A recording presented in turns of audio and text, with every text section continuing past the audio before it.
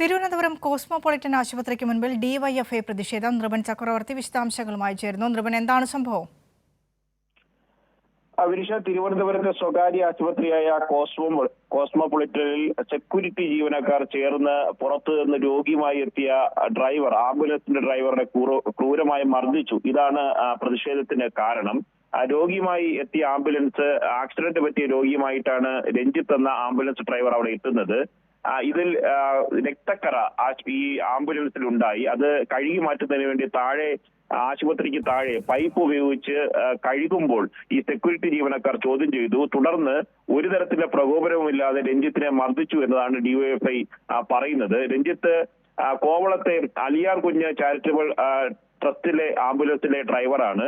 ഇദ്ദേഹത്തെ അകാരണമായി സെക്യൂരിറ്റി ചീഫായ ഹരികുമാറിന്റെ നേതൃത്വത്തിലുള്ള സംഘം 3 പേർ ചേർന്നാണ് മർദ്ദിച്ചത്. ഗുരുതരമായി പരിക്കേറ്റ രഞ്ജിത്തിനെ തിരുവനന്തപുരത്ത് മെഡിക്കൽ കോളേജ് ആശുപത്രിയിൽ പ്രവേശിപ്പിച്ചു. അതിനുശേഷമാണ് ഡിവൈഎഫ് പ്രവർത്തകർ ഒന്നിച്ച് ആശുപത്രിക്ക് മുന്നിലെത്തി പ്രതിഷേധിച്ചത്.